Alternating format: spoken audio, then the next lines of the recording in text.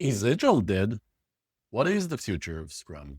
Agile, are we in a phase of disillusionment? What is the path to enlightenment? How will we eliminate the Agile Theater that accumulated through many years of unsustainable Scrum Agile adoption growth?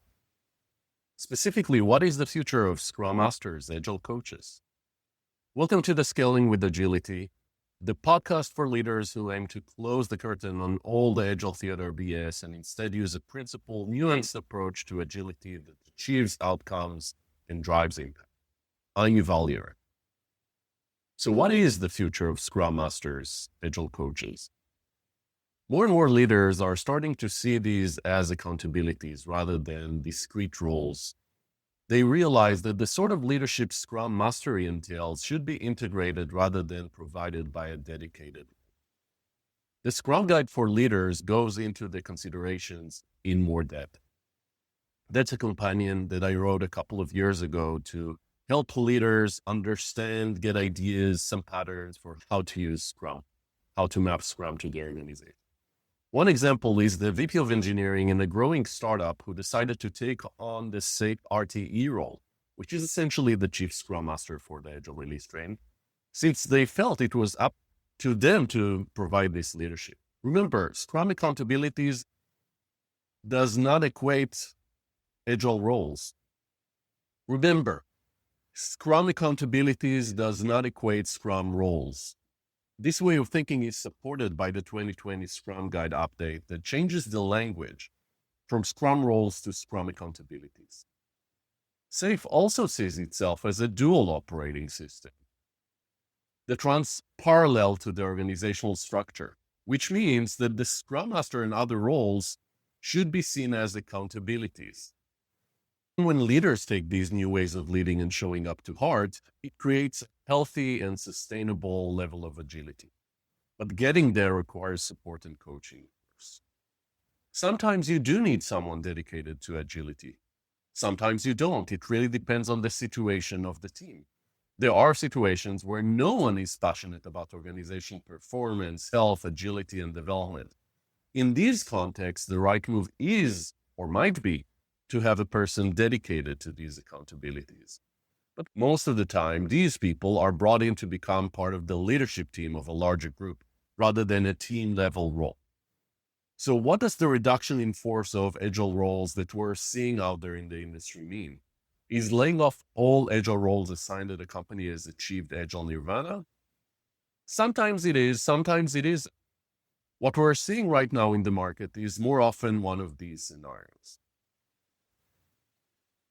First one might be that the company woke up to the reality that they are doing Agile rather than being Agile and see the Agile roles as part of the problem. Companies that believe in their Agile way of working and have achieved a reasonable level of agility want to continue to improve. But when looking to extend their runway in the current macroeconomic environment, they make the tough but necessary decision, in their view, to spend less on the future of work, on more and more on doing current work. Another scenario we often see is change in leadership and the loss of a formal or informal Agile champion that leads to a shift in perspective about agility. I had a chat yesterday with a client of mine that shared with me they are going to switch roles from a sort of a COO role for their organization to a role more focused on a specific challenge that the company is facing now. Their belief, their assumption is that the work that they've done, the stewardship that they've provided to the organization to nurture the agility culture, the approach to self-management and adaptability, that is strong enough in the organization that regardless of who comes to replace them, the culture would be sustainable. The stewardship culture would be sustainable. And indeed, I've seen situations where that is the case. But a lot of the time, all we've relied upon is agility by mandate, by inflicting a process change on people.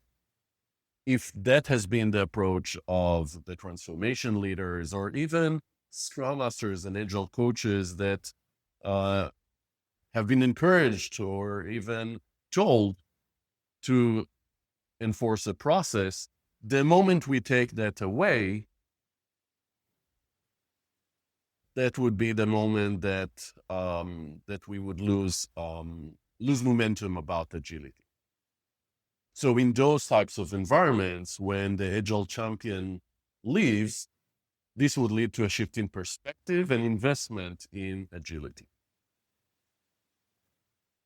Another scenario is companies where people in agile roles are making an impact, but either don't care or struggle to provide transparency to this impact in a way that will resonate with business people. Think the CFO.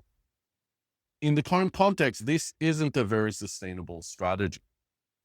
And that's why I've been talking recently so much about focusing on outcomes and impact and connecting whatever it is that you're doing, whatever activities, deliverables, events, artifacts, connecting them to expensive problems that the organization is facing. So my recommendation to you, if you're in one of these agile or generally enablement roles, whether you call the Scrum Master, RTE, Agile Coach, Product Ops, I recommend you focus on a couple of things. I suggest what I've seen work is people that focus on improving the effectiveness and results, the outcomes and impact created by your team, your agile release train, your whole organization in a way that is impactful to the business, ideally in a quantifiable way. Try to understand what is the constraint. Where would an investment move the needle for things that the business cares about?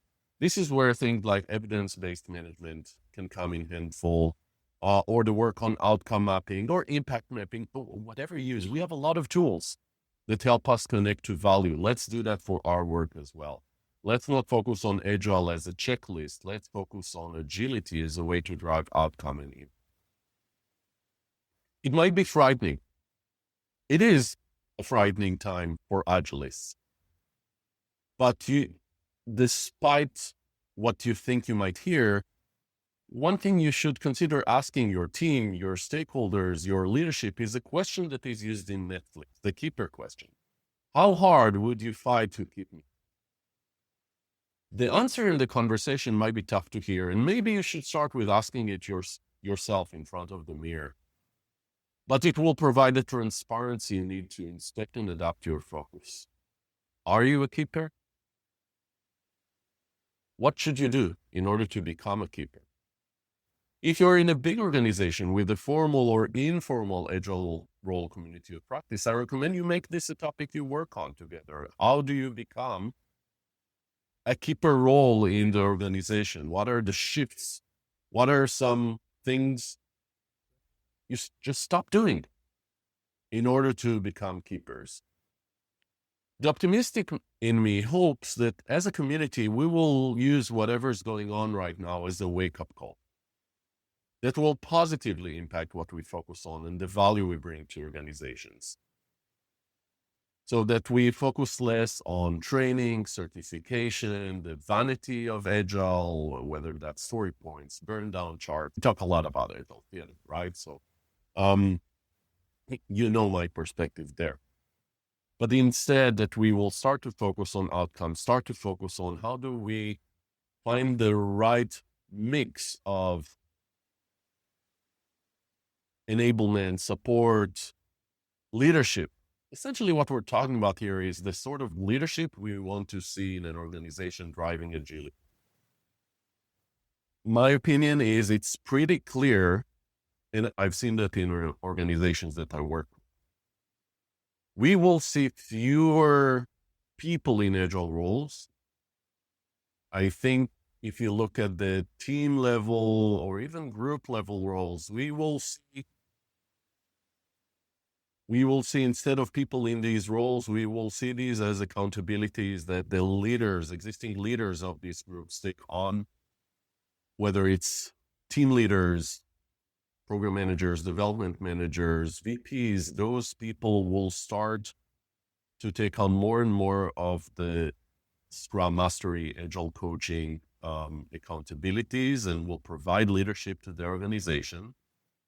And this would be complemented by organizational level Scrum Mastery, coaching, agility capabilities. The larger the organization, the more it makes sense for it to have an internal consultancy, shared service, an agility or transformation. It's hard, you want to call it that. I think that's what I've been seeing in more and more organizations, and that's where I think the future of the agility accountabilities is going.